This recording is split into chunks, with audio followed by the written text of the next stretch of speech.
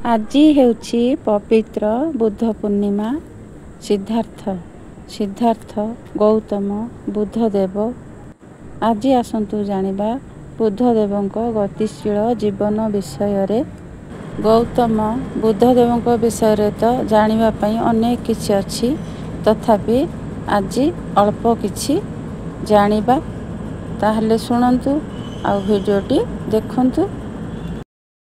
ବୁଦ୍ଧଂ ଶରଣଂ ଗଚ୍ଛାମି, ଧର୍ମଂ ଶରଣଂ ଗଚ୍ଛାମି, ସଂଘଂ ଶରଣଂ ଗଚ୍ଛାମି, ସଂଘଂ ଶରଣଂ ଗଚ୍ଛାମି।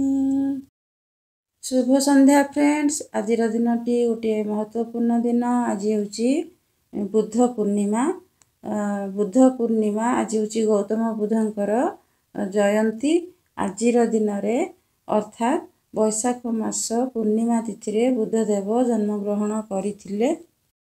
तांकर नाम अनुसार वैशाख पूर्णिमा को बुद्ध पूर्णिमा कहा जाए। प्रभु बुद्धदेवଙ୍କ जन्म लुम्बिनी नामक एक प्रसिद्ध ग्राम रे होइथिला। आज हेउची से बुद्धदेवଙ୍କ जयंती बा बुद्धदेवଙ୍କ जन्मदिन।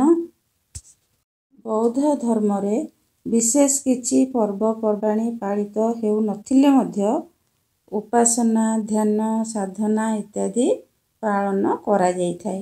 बौद्ध धर्म रे प्रत्येक मास माने वर्षर प्रत्येक मासर पूर्णमी तिथि हेउची स्वतंत्र। एही पूर्णमी तिथि रे सेमाने सेमानंकर ध्यान, उपासना, साधना इत्यादि माने स्वतंत्र विधि विधान रे करिथांती। बुद्ध देवंकर सत्य एवं अहिंसा वाणी समस्तंकु प्रभावित करिथाय।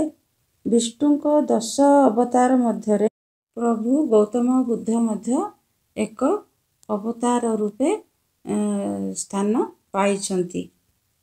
ओडिशार विभिन्न बौद्ध धर्मावलंबी विभिन्न अंचलर धर्मावलंबी माने धौलीगिरी एवं भुवनेश्वरर बौद्ध विहार ठारे एकत्रित होई सेमानंकर ध्यान, साधना, उपासना, पूजा विधि जहा किछि पालन करिथांती। एही बुद्ध पूर्णिमा दिन बौद्ध धर्मर धर्मावलंबी माने प्रत्येक पूर्णिमा तिथि रे प्रार्थना एवं ध्यान व्यतीत स्वतंत्र उपासना इत्यादि करिथांती एवं उपवास रखिथांती।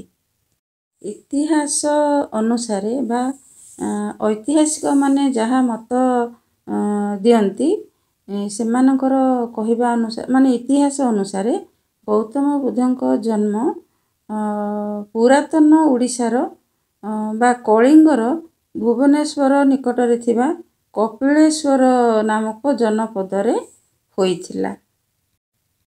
ओडिशार अनेक स्थान रे बौद्ध कीर्तिमान देखिबाकू मिली थाए।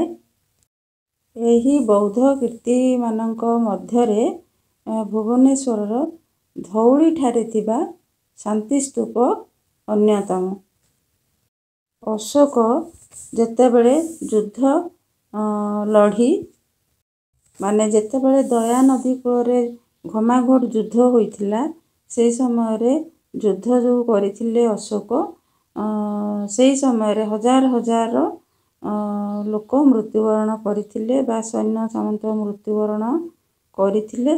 ता परे परे अशोकंकर मन विचलित हो जाइथिला एवं से चंडाशोकरु धर्माशोकरे परिणत होइथिले एवं बौद्ध धर्म ग्रहण करिथिले जहा जणा जाए।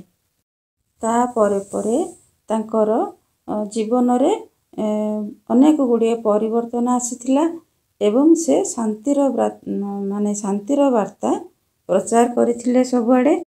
आमे जो आजिर बौद्ध कीर्ति देखुछु भुवनेश्वर धौली रे ताहा से अशोकंकर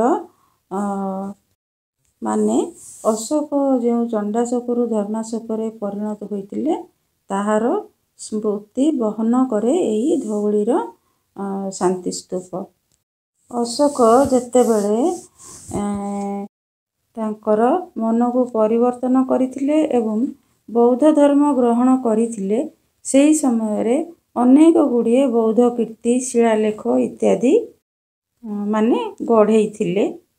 ଏହା ପରେ ପରେ ଜାପାନ ବୁଦ୍ଧ ସଂଘ ଏବଂ କଳିଙ୍ଗ ବୁଦ୍ଧ ସଂଘର ମିଳିତ ଚେଷ୍ଟାରେ ବା ମିଳିମିଶି କରି ସେମାନେ ଧଉଳି ପାହାଡ଼ ଉପରେ ଏକ ଶାନ୍ତି ସ୍ତୂପ ନିର୍ମାଣ କରାଇଥିଲେ। ଧଉଳି ହେଉଛି ଓଡ଼ିଶାରେ ଥିବା ଏକ ବୌଦ୍ଧ ବିହାର ବା ସ୍ତୂପ। ଏହା ଦୟା ନଦୀ କୂଳରେ ଧଉଳି ପାହାଡ଼ ଉପରେ ଅବସ୍ଥିତ।